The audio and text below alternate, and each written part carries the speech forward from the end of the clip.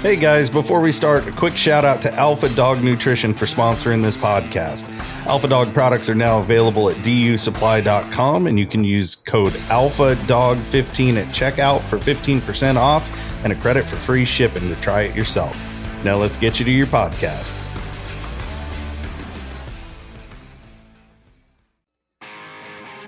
Welcome to my podcast, where we are going to talk about a lifestyle with dogs and threw in a few life lessons along the way. Whether you're a hound hunter, bird dog enthusiast, running setters, pointers, retrievers, or a flat-out running dog junkie, this podcast is for you. I am your host, Heath Hyatt, a certified law enforcement canine trainer with over 3 decades of personal and professional training and handling experience. It's time for me to pay it forward. So grab your leads, lace up those boots, and come and join me on this lifelong process of teaching, training, and learning.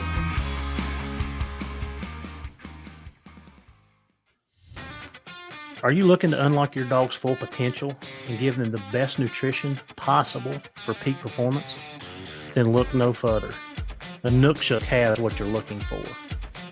Inukshuk's nutrient-dense formulas are crafted to keep your dog's energy high and performance top-notch. Packed with premium proteins and essential fats, Inukshuk delivers the balanced nutrition your dog needs to thrive. From hunting dogs to police canines, Inukshuk is trusted by professionals. Give your dog the power of peak performance with Inukshuk professional dog food. It's that time of week. It is another episode of What's Up Wednesday, where we are going to get all of our canine training know-how. And this one is loaded. So if you follow me on social media, I've been trying to post some reels with the scent imprinting process. I get a lot of questions. I've got some good feedback, some not so good feedback. So we are going to talk about that for this episode. Before we get started, it's November today. Yeah, this weekend was the first weekend of our muzzleloader season, and I know I've seen some really nice deer being taken. I follow that Star City whitetails. A lot of my friends were posting pictures, so I'm not hunting. I have spent the better part of this weekend, other than being at a volleyball tournament, because that's what we do, right? I'm working on my quote in parentheses, my air parentheses, you can't see them, but I'm working on my pole barn, i.e. it is going to be basically my so-called garage, so I can get my boat out of the weather. I can't stand it being out. I've got it tarped and covered up here in the driveway. So hopefully in the next 3 weeks, I've got a roof to put it under. And then maybe in the spring, I can start doing some enclosing on it. But yeah, I want to get that out of the weather. So today we actually got the 4 corner post set. And guys, listen, I used an auger, so I didn't do it by hand, but the holes are all 4 foot deep.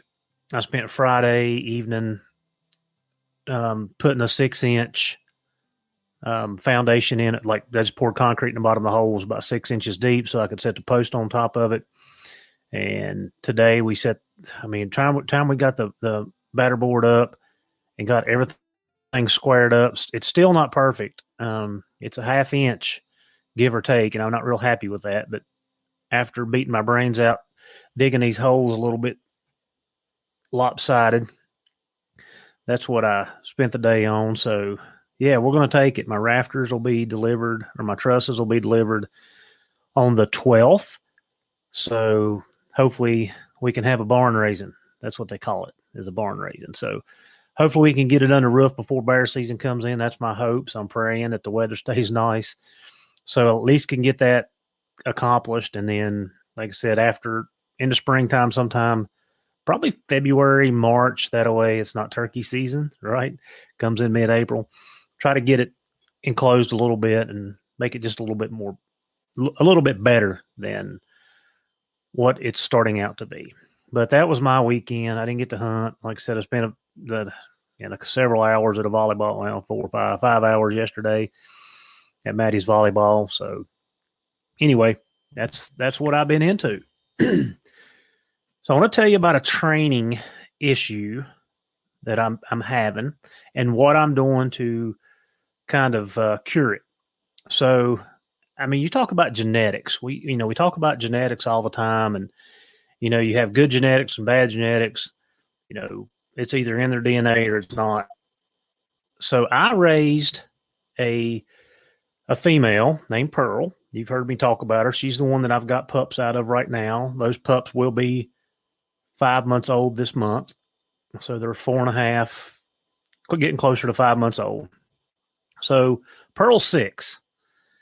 And when she was a puppy, and I say a puppy, I mean that 4, 5, 6, 7, 8 month old, she literally would chase cars. A hound, yes. She would chase cars. And for the very few of you that actually know where I live, my house sits off of the main road, which is, i.e., it's dirt. I live on a gravel road. But my house sits probably close to 250 to 300 yards off of the main road. She would be in the yard.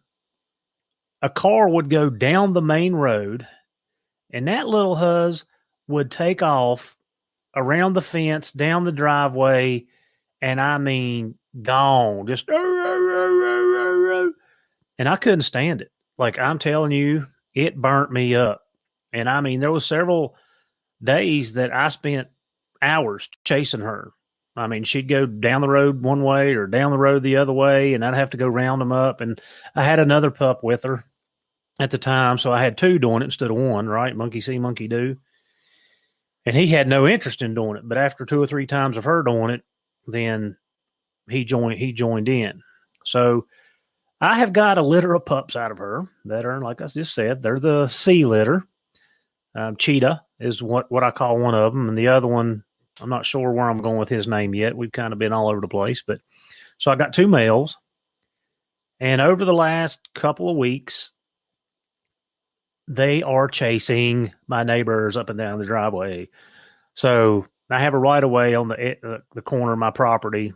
And when Rob and Chloe go up the driveway, they're getting where they're chasing them. So a couple of days I've had them out, and when I'm have them out, I'm usually feeding, cleaning pens, watering dog, doing chores, right? So sometimes it slips my mind that, okay, wait a second, you need to be prepared for this. So this past week, I told myself no more. Like, I have this. Like, it is not acceptable for me. So I know that everybody uses different equipment, but I'm just going to tell you what I'm using and why I'm using it. So I have several different electronic collars, e-collars, because of my training that I do with the law enforcement guys. So I've got a Garmin Pro 550. I've got a Dogtra Edge. I've got a Dogtra 1900S. So anyway, the 1900 has a very, very, very strong vibrate. And when I say strong, like, it's stronger than the Garmin ever thought about being. So I use that in different applications, right?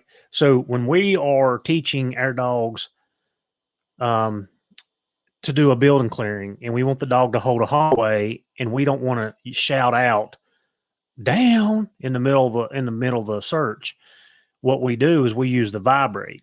So when we vibrate the dog, we pair that with the down, and the dog, when he feels it, he'll sit down and hold. So that's one of the ways that we use the vibrate in the other training that I do.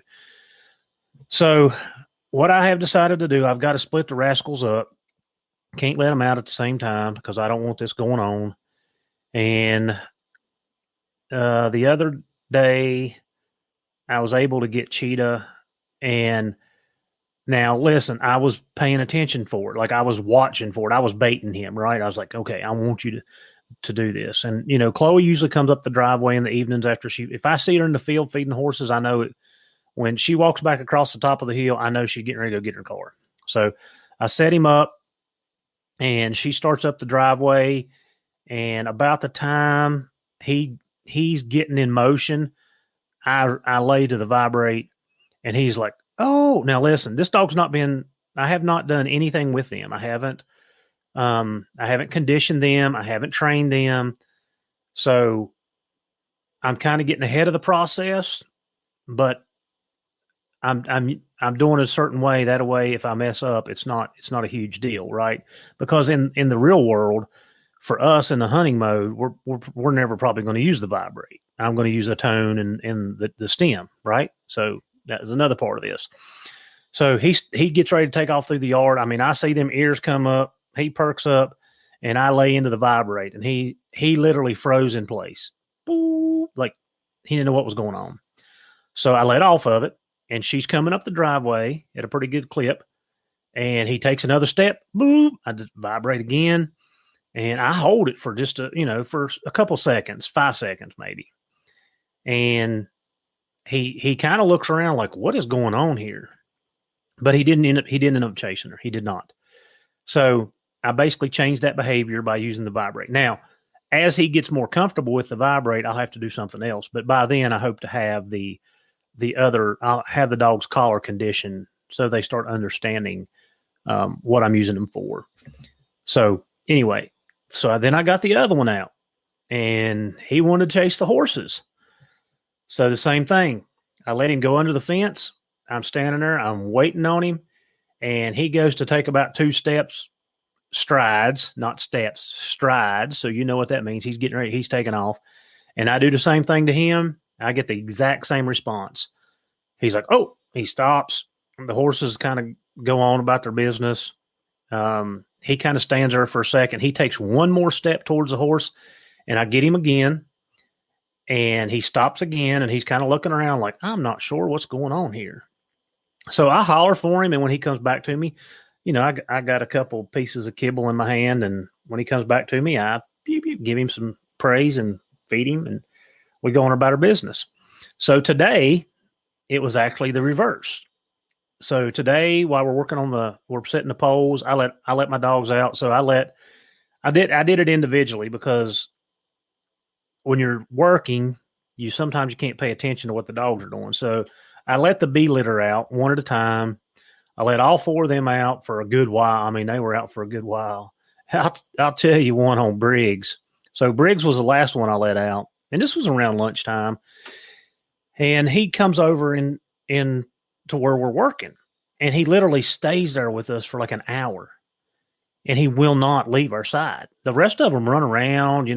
Bishop was up in the field, and Bronx was up in the field, and Bridger at one point run off. I had to holler, and he come back off top of the hill. Well, Briggs didn't leave us. So I got to watching him, and I'm like, he thinks he's in K. He's trapped. So anyway, I holler for him, and he won't come to me. Like, he's just standing there.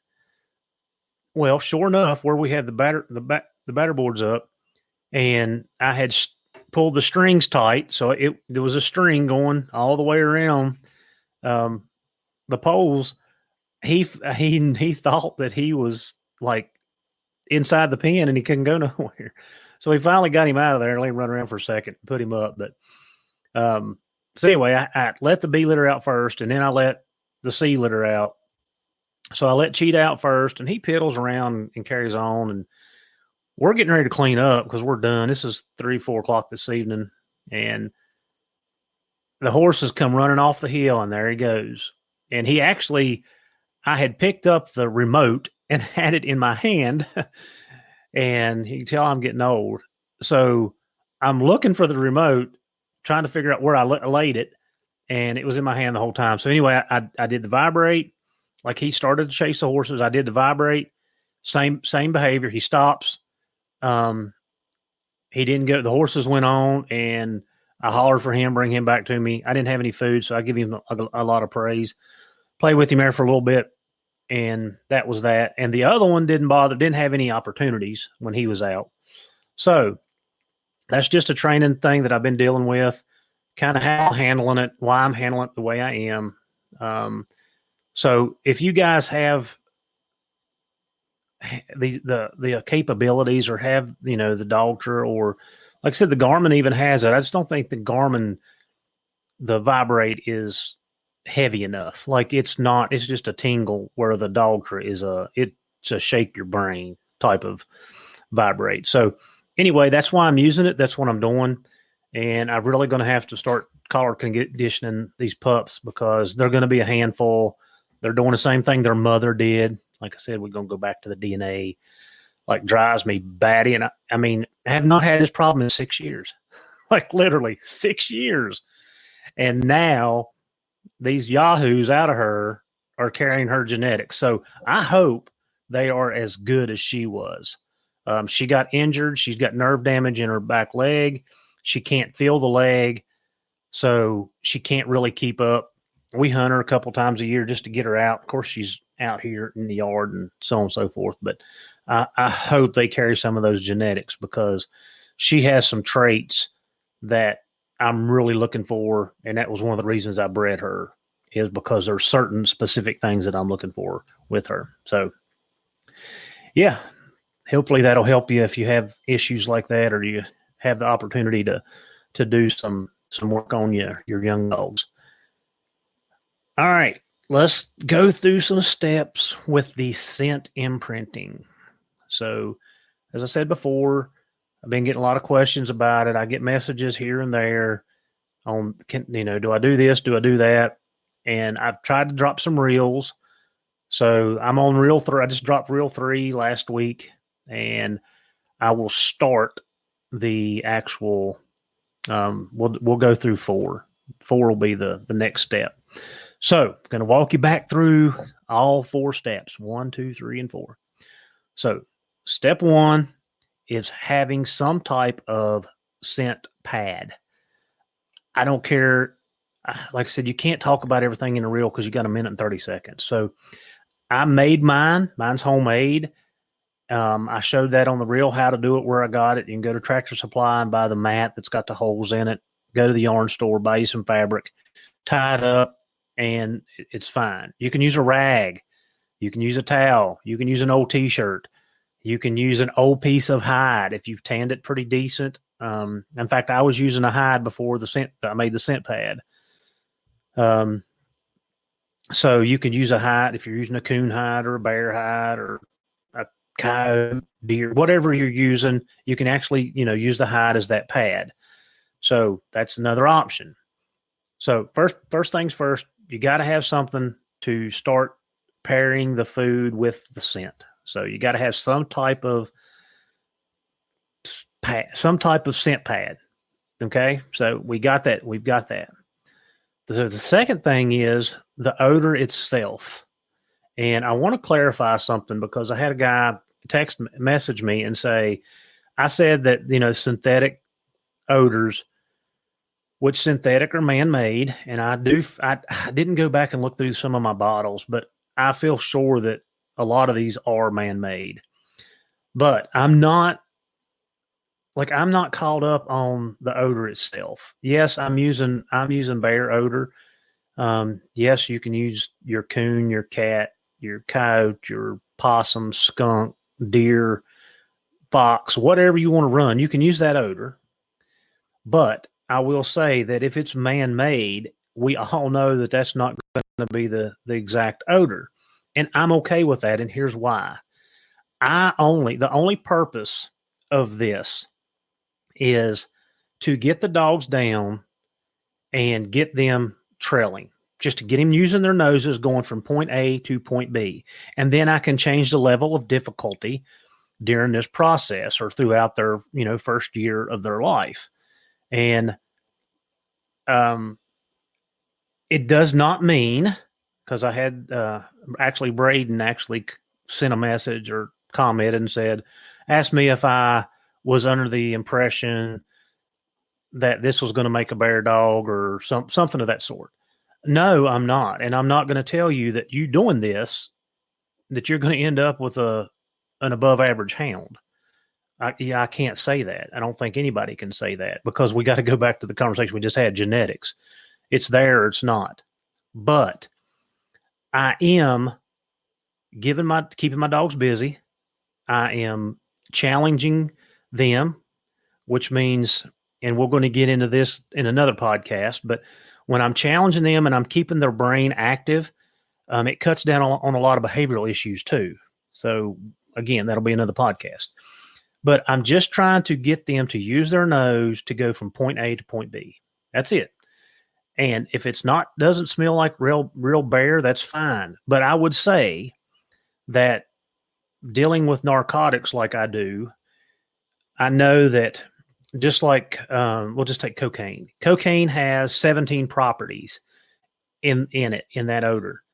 And if there's 13 properties there, the dog can recognize it as cocaine. So if it's got 4 properties, it's miss, and that could be it could be a lot of different things. But if it's got 4 properties that are not there, the dog will still recognize it. Okay, so these odors are going to have some of the properties that we are looking for in the real animal, and I don't know. I haven't seen a scientific breakdown. I haven't seen a data sheet. I haven't seen an analysis of it, so I can't 100% tell you X, Y, and Z. But I'm sure that it's got some of the properties, or they wouldn't be labeled bear, cat, coon, possum, whatever.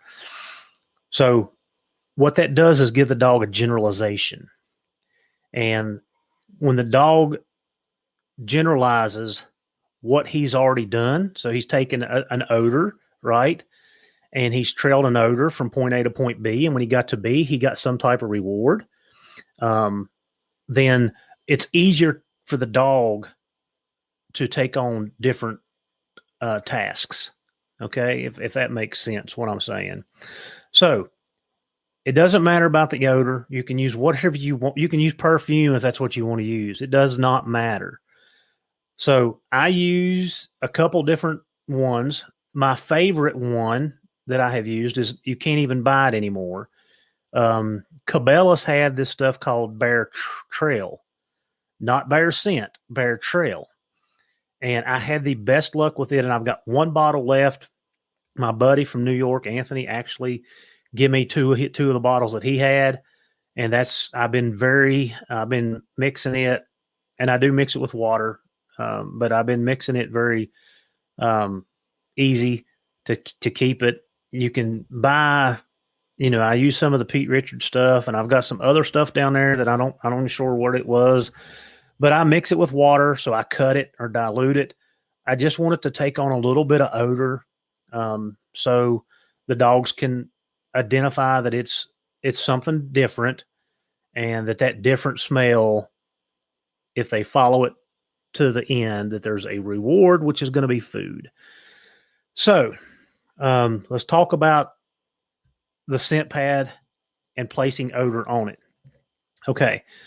And I know that a couple of messages I've got over the last year or so since I started talking about this, the dogs shied away from it.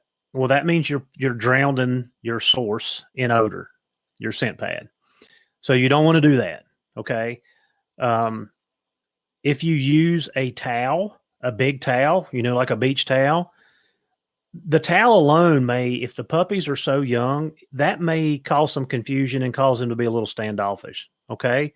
So if you're using a bigger object like that, you have to understand that if the dogs shy away or they're not crazy about going straight to the odor, it may be something else other than the odor. It may be the source that you're using itself.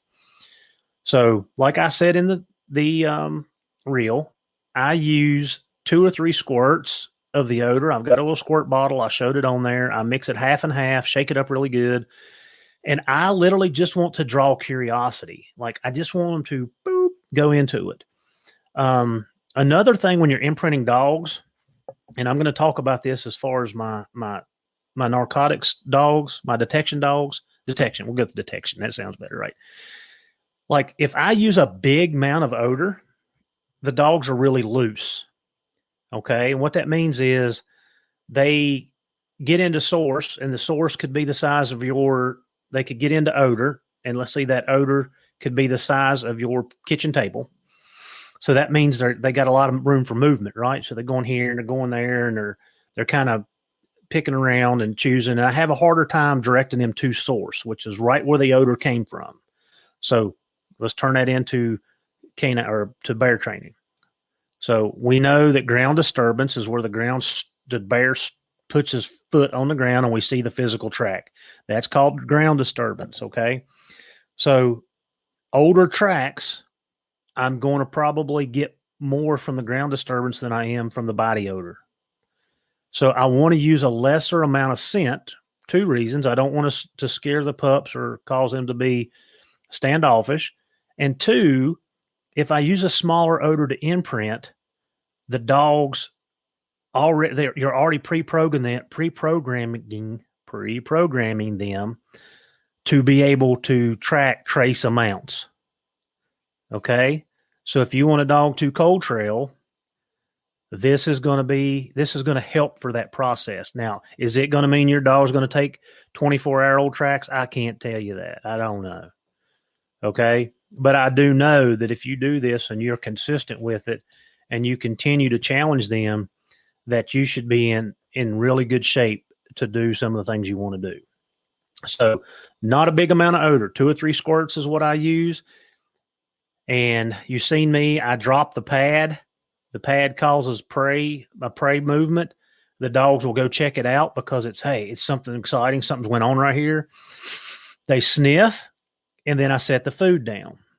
So there's a couple different ways to do this too. So you don't have to do it that way. That's just a way, right? It's not the way. There's a bunch of a ways. You can put the pad down and put a little bit of food in it. And that's how I start mine.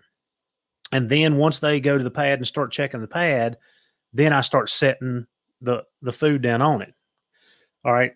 But here's something you're going to run into. Dogs are smart. Even puppies. Puppies are smart. If I carry that food out and I drop my scent pad, and those dogs have conditioned themselves to know that the food's coming from dad's hand, then they will start not paying attention to the scent pad. Okay? So that happens. Don't worry about it. But you need to get 10, 12, 14 days of good scent pad work in to get a good start on this. Now, can you do it in 7 days? Probably. Can you do it in 5? Maybe. I can with my detection dogs, but I don't want to do it in 5. I spend the extra week getting them right instead of shortcutting the process. So you can do it in less days. I'm going to recommend 10 to 14. So you can do that. So if you drop the pad and they're all of a sudden they're still looking at you because they've understood you've done this enough times to say, okay, well, it's coming from me. Then what I do is I still put a couple kibbles in. I set the pad down and I set the food on it immediately, but I scoot the food over where they can, after they eat the food from the pan or the bowl or the dish or whatever you guys are using, then if they start sniffing the pad, they still get a couple kibbles of food. So that puts them right back in it. Okay. So a couple ways, there's several ways you can do that. Just kind of see what works for you and what's working. The next step will be separating the food for the track itself. So this is where it gets interesting. I think somebody sent me a video maybe couple weeks ago. The first time or two that I actually do this, I drag my scent pad. Okay. Yes, it's the scent pad. So it's a foot by a foot. It's a lot of space. You got a lot of ground disturbance rolling up through there. But why do I do that? Because I want to make sure that I give them everything to be successful the first couple of times. Because if it's too hard, it's too long, and they're not successful, then the dog, especially if they're puppies. Now, if you're doing this with a 8-month-old or a year-old dog, a little bit different. They're probably going to win the food at short distances. In fact, the puppies are doing it too. But anyway, so the first time or two, I'll drag the scent pad that 10 foot, 15 foot, whatever it is I need to hide something. and I will still set the food right down on the scent pad and go from there. Now, guys, this is where it gets tricky. If you're running a litter like I have the last 3, yeah, 1, 2, 3. Yeah, I've done 3. You're going to have 1 or 2 that you'll catch on really quick or understand the task at hand, and then you're going to have 2 or 3 that are followers, like, oh, well, they're going this way, let's go this way. And then you're going to have 2 or 3 or 4 or how many ever sitting back and going, what are they doing? And then it becomes more of a pack mentality. When the pack understands that if Alpha 1 puts his nose down and starts moving at a quick pace, I need to go with him because he's getting ready to catch the food, right? So you're going to get a whole array of different behaviors, and don't be upset if you've got 1 or 2 that does it and 2 or 3 that's kind of me too doing, and 2 or 3 or whatever's left that don't really catch on right off the get-go. It's okay. It's okay especially if you're doing this at 10 to 12 weeks. I have the last litter I started at 8 weeks. I didn't get the results that I normally do. I usually start them at 12 weeks old. So the litter that I'm doing now, they're 10 weeks. So I'm going to wait another week. I'm still imprinting them. They're going to get 16 days of imprinting, probably 17. But I've made that decision to wait a little bit because of the results I got out of the last litter. And yeah, the last litter could have been a botch. I could have done something wrong, or maybe I didn't do something long enough. But I had 2 or 3 that, just smashed it. And then when they took off, 3 or 4 times into it, then the whole litter was taken off. And I just didn't feel like that was being very productive as a whole, right? It was doing the couple really good, and the rest of them were me tooing. So then at that point, you really need to single them. And if you've only got 1 or 2 pups, perfect. Then you can you'll cut down real fast and know what you're doing. But just to make sure you understand that, don't expect phenomenal results right out of the gate. This is a process, right? I'm sure the first time that coyote or wolf goes to chase down its food, that it's not successful. They've got to figure things out. And the same thing with the hounds. I've had them that I've done it 2 or 3 times, and I've had to back up again. And I've done it where, like I said, I've got 2 or 3 that, okay, the light bulb went off and they completely understand what you're asking them to do. And then I've had to back up and punt. So don't expect the right out of the gate, like superstars right out of the gate. Just don't expect that. Now, if you get it, great, but it's a process. And if you're consistent with this and do it correctly, you're gonna have a head start when you go to the woods. Okay, that's what I can say. Can I say that your dog's going to be a finished bear hound that trails like no other dog in the world? No, I'm not going to tell you that. But I will tell you that if you spend the time and you do this, you're going to have a head start on everybody else, because the dog understands to use his nose and how to get from point A to point B. So before I wrap this up, I want to make this very clear. You cannot do this every day. Okay? Do not do this every day. This should be when you're starting out, let's say those 10, 12-week-old pups, 3 times a week, and that's through a 7-day period, 3 times a week.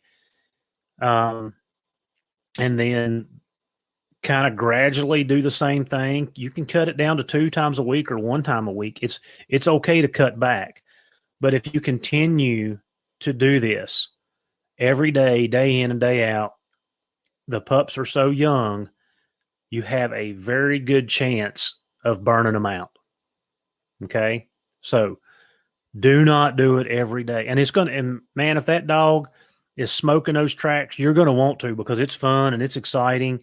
And you're like, okay, what can he do next? Okay, what can he do next?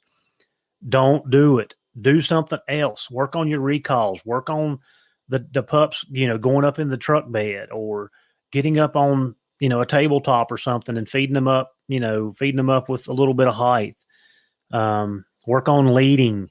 Work on anything else. But I'm telling you, only do it a couple times a week. If you do it 7 days a week, you're going to end up, the pup's going to get bored with it, and you're just going to have to go right back to zero after you let him reset.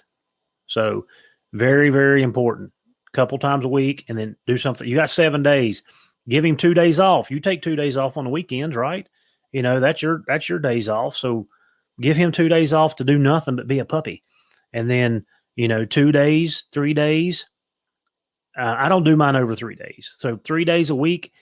All right, I'm doing some trails with him. And then the other 2 days a week, like I said, I'm loading or leading or just doing something that's fun with them, challenging them, just to give them a little bit of exercise. So recap: scent pad, whatever works for you, use it. Scent, it doesn't matter as long as it produces an odor that they can actually pick out and follow from point A to point B. Don't overdo it. Less is more. Okay. Less is better. Couple sprays from your squirt bottle is a plenty. You don't need to drown it. You don't need to soak it in it. 4 is pairing it with it. And you should do that from 10 to 14 days. And step 4 is where we're at. The next video is starting a very short drag. And you've got to put the food where they can't see it. Okay. It needs to be straight, but it needs to be behind something where they can't see it. I've even taken 2 buckets, 2 5-gallon buckets, set them out right in the middle of the yard and drug it 10 foot, set the buckets right down in front of it where they can't see it, and let them follow it that way. So you can use anything to be a barricade, right? You just don't want them to see it, because you will find that some of these dogs, you're going to have dogs that are more trail minded, and you're going to have dogs that want to cut and slash. They wind. And that's something else that I've done this last litter. I've got a little female that likes to cut and slash. She picks that head up and she will literally cut corners and half the time run right to it. So I've set her out and I'm making her run a lot older tracks because I'm forcing her to put her head down instead of just go winding it. And I'm having to use the wind at my advantage too. So those are the 4 steps we're at right now. I hope that helps and gives you guys some guidance or maybe some input. And next week, we're going to have mountain music and mules on, Mr. George Lambert. And George and I have these conversations all the time. So it was a great podcast. We talk about the e-collar. We talk about what's too young for pups. And we do a little nutrition thing in there too. So hope you guys enjoy and see you guys on the next What's Up Wednesday. Do you like to be outdoors like I do? If so, unlock the wilderness with onX Maps. It is your ultimate guide to exploring, hunting, and conquering the great outdoors. With detailed maps, real-time tracking, and exclusive access to public and private lands, onX Maps is your key to adventure. Discover the possibilities and never get lost again with onX. So subscribe today using the promo code K920, letter K, number 920, and know where you stand.